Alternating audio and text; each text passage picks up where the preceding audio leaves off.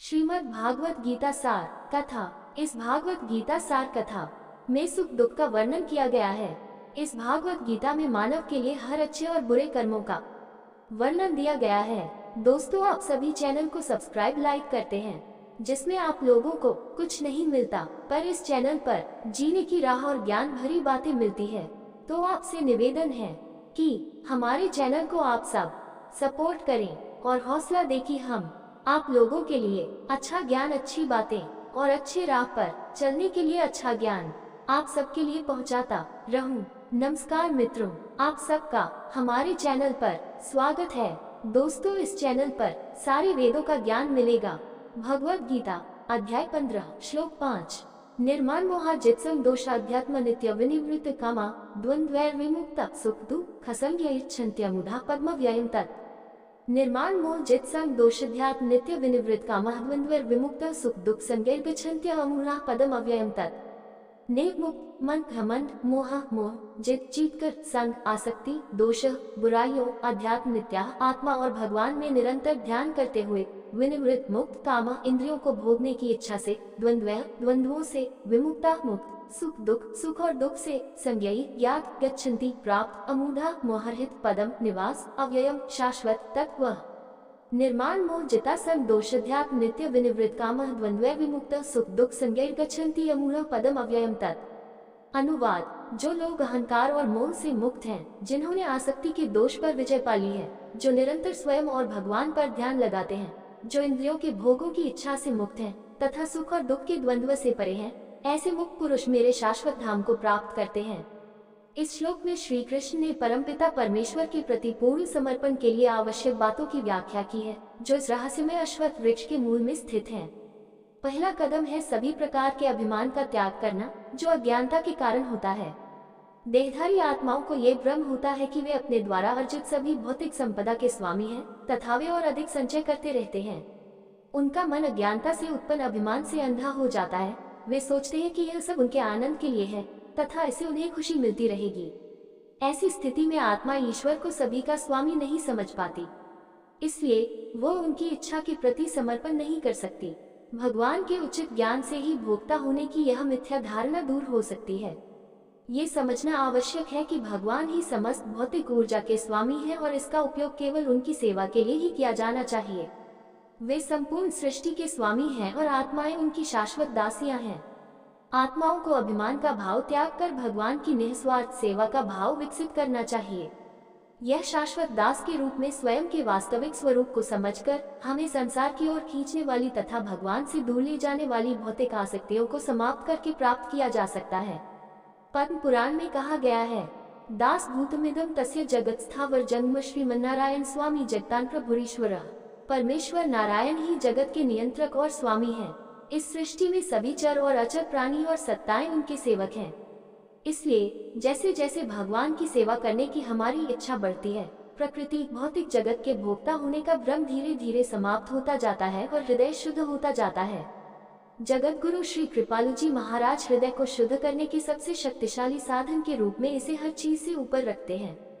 100 बतान की बात का धारु मुरलीधर ध्यान बृह बहु सेवा वासना यह सो ज्ञान ज्ञान।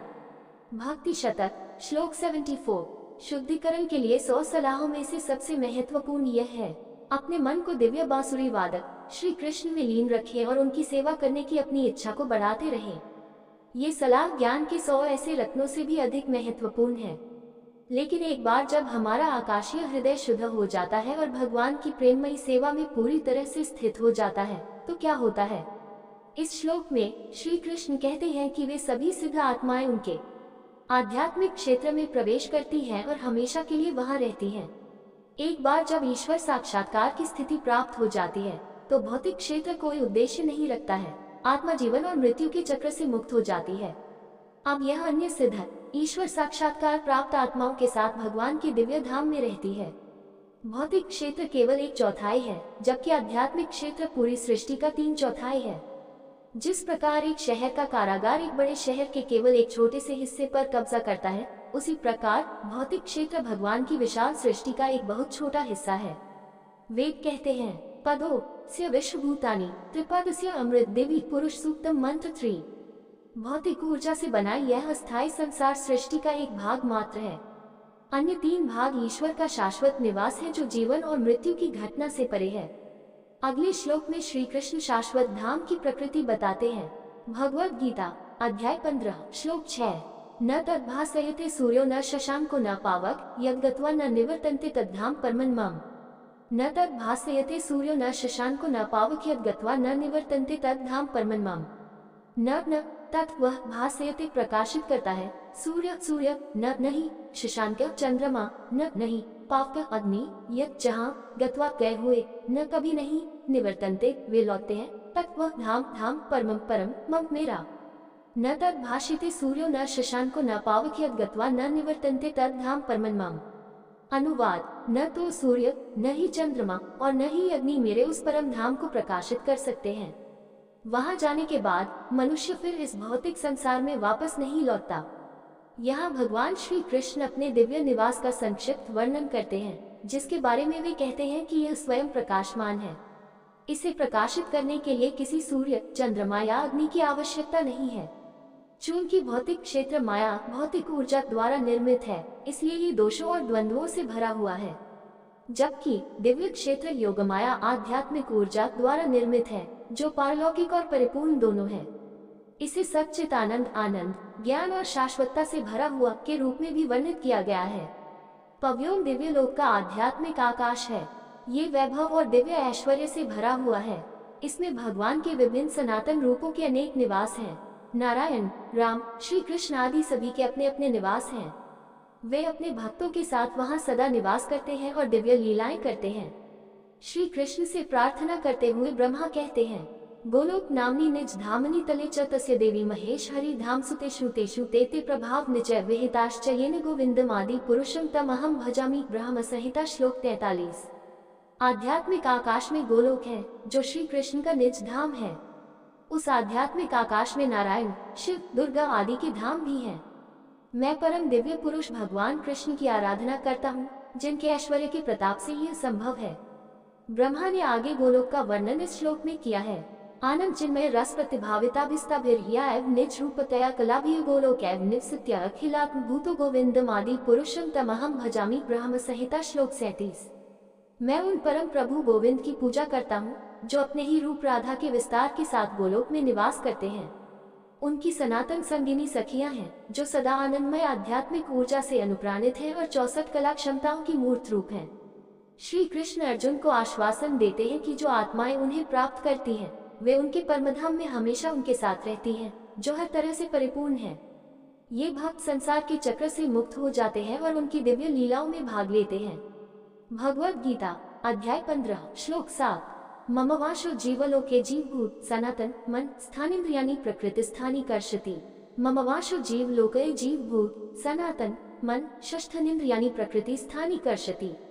मम मेरा एव केवल अंश खंडित भाग जीवलोके भौतिक जगत में जीवभूत देहधारी आत्माएं सनातन शाश्वत मन मन से षष्ठानी 6 इंद्रियाणि इंद्रियां प्रकृति स्थानी प्रकृति से बद्ध कर्षति संघर्ष करते हुए। मम वाशो जीवलोके जीवभूत सनातन षष्ठनेन्द्रियाणि प्रकृति स्थानी कर्षति। अनुवाद इस भौतिक संसार में देहधारी आत्माएं मेरे शाश्वत अंश हैं, किंतु भौतिक प्रकृति से बंधे हुए वे मन सहित 6 इंद्रियों से संघर्ष कर रहे हैं। पिछले श्लोक में श्री कृष्ण ने बताया कि जो भी सिद्ध आत्माएं उन्हें प्राप्त कर लेती हैं, वे उनके धाम को चली जाती हैं और भौतिक संसार में कभी वापस नहीं आती। अब इस श्लोक में वे कहते हैं कि जो लोग भौतिक संसार में रह जाते हैं, वे भी उनके अंश हैं। क्या देहधारी आत्माएं भी ईश्वर का ही अंश हैं? इसे समझने के लिए हमें सबसे पहले ये देखना होगा कि ईश्वर किन किन रूपों में प्रकट होते हैं। मुख्यतः 2 रूप हैं। स्वांश भगवान के सभी प्रत्यक्ष रूप, जो भगवान श्री कृष्ण से भिन्न नहीं है, उनके एकीकृत अंश हैं, उन्हें स्वांश कहते हैं। उन्हें उनके अवतार के रूप में भी जाना जाता है, जैसे श्री राम, नरसिंह भगवान, वराह, मत्स्य आदि। विभिन्नांश अस्तित्व की सभी आत्माएं इस श्रेणी में आती हैं। वे सीधे भगवान के अंश नहीं हैं। वे उनकी भौतिक शक्ति या जीव शक्ति से आकार लेते हैं। श्री कृष्ण ने पहले श्लोक 7.5 में इसकी व्याख्या की थी, लेकिन हे महाबाहु अर्जुन, भौतिक शक्ति से परे मेरी एक और श्रेष्ठ शक्ति है। ये देहधारी आत्माएं ही इस संसार में जीवन का आधार हैं। इन विभिन्न आत्माओं को आगे 3 प्रकारों में विभाजित किया गया है। नित्य सिद्ध मुक्त आत्माएं जो अनंत काल से भगवान के दिव्य क्षेत्र में निवास करती हैं और उनकी दिव्य लीलाओं में भाग लेती हैं। साधन सिद्ध भौतिक जगत से वे आत्माएं जिन्होंने साधना की और परम प्रभु को प्राप्त किया और अब वे अनंत काल तक दिव्य लोक में निवास करते हैं। नित्य बद्ध वे देहधारी आत्माएं जो अनंत काल से भौतिक जगत में फंसी हुई हैं। अपने भौतिक अस्तित्व के कारण ये आत्माएं अपनी 5 इंद्रियों और मन से भ्रमित हैं। वे संसार में संघर्ष कर रही हैं, जन्म और मृत्यु का चक्र। कठोपनिषद में कहा गया है, परांची खानी व्यत्रिनत स्वयं 2.1.1 सृष्टिकर्ता ब्रह्मा ने इंद्रियों को इस प्रकार बनाया है कि वे संसार की ओर उन्मुख रहती हैं। इसलिए श्री कृष्ण ने विभिन्नांश नित्य बद्ध अंगों के लिए कहा, अपनी भौतिक प्रकृति से बंधी हुई ये आत्माएं मन सहित 6 इंद्रियों से संघर्ष कर रही हैं। अगले श्लोक में वे बताते हैं कि जब मृत्यु के बाद आत्मा एक शरीर से दूसरे शरीर में जाती है तो मन और इंद्रियों का क्या होता है। भगवद गीता अध्याय 15 श्लोक 8 शरीर यद्वाप्नोति यच्चप्युत्क्रमतीश्वर गृहीत्वेतानि संयाति वायुर्गंध निवासयत् शरीर यदवाप्नोति यच्चाप्य उत्क्रमतीश्वर गृहीत्वेतानि संयाति वायुर्गंधा निवशयात् शरीर यज्ञ जैसे अवाप्नोति ले जाता है, यज्ञ जैसे चापी भी उत्क्रमति छोड़ देता है। ईश्वर भौतिक शरीर का स्वामी देहधारी आत्मा गृहीत्वा लेकर एतानी इन्हें संयाति चला जाता है। वायु गंधान सुगंध एव जैसे आश्रयात आसनों से शरीर यदवाप्नोति यच्चाप्य उत्क्रमतीश्वर गृहीत्वेतानि संयति वायुर्गंधे विषयत्। अनुवाद जिस प्रकार वायु सुगंध को एक स्थान से दूसरे स्थान तक ले जाती है, उसी प्रकार देहधारी आत्मा जब पुराने शरीर को त्याग कर नए शरीर में प्रवेश करती है तो वह मन तथा इंद्रियों को अपने साथ ले जाती है। यहाँ श्री कृष्ण ने आत्मा के एक शरीर से दूसरे शरीर में जाने की प्रक्रिया को समझाने के लिए हवा का उदाहरण दिया है। जिस प्रकार हवा अपने साथ फूलों की सुगंध ले जाती है, उसी प्रकार स्थूल शरीर की मृत्यु के बाद आत्मा अपने साथ सूक्ष्म और कारण शरीर ले जाती है, जिनमें इंद्रियां और मन शामिल हैं। श्लोक 2.28 में 3 प्रकार के शरीरों की अवधारणा को विस्तार से समझाया गया है। भौतिक शरीर के मर जाने पर भी आत्मा अपने पिछले जन्मों के अनुभवों के साथ मन को अपने पिछले शरीर से नए शरीर में ले जाती रहती है। ये बताता है कि जन्म से अंधे लोग भी क्यों सपने देख सकते हैं, शायद पिछले जन्मों के अनुभवों के आधार पर। सपनों को हम जो जागते समय देखते या सोचते हैं उसका एक दृश्य प्रतिनिधित्व माना जाता है। यह विकृत या अस्पष्ट रूप में हो सकता है जो सोते समय हमारे दिमाग से जुड़ जाता है। उदाहरण के लिए किसी ने एक पक्षी को उड़ते हुए देखा और सोचा पक्षी की तरह उड़ना कितना अद्भुत होगा। कुछ समय बाद उसने सपना देखा कि वह अपने मानव शरीर में ही उड़ रहा है। फिर भी एक अंधा व्यक्ति जिसने जन्म से कुछ भी नहीं देखा है वह सपने देखता है।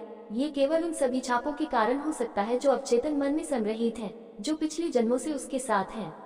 अगले श्लोक में श्री कृष्ण बताते हैं कि जब आत्मा अपने वर्तमान शरीर से प्रस्थान करती है तो वह अपने साथ मन और इंद्रियों के साथ क्या करती है। दोस्तों, आपसे निवेदन है कि हमारे चैनल को आप लोग सपोर्ट करें। ये वीडियो अच्छा लगा हो तो लाइक शेयर सब्सक्राइब जरूर करें। धन्यवाद।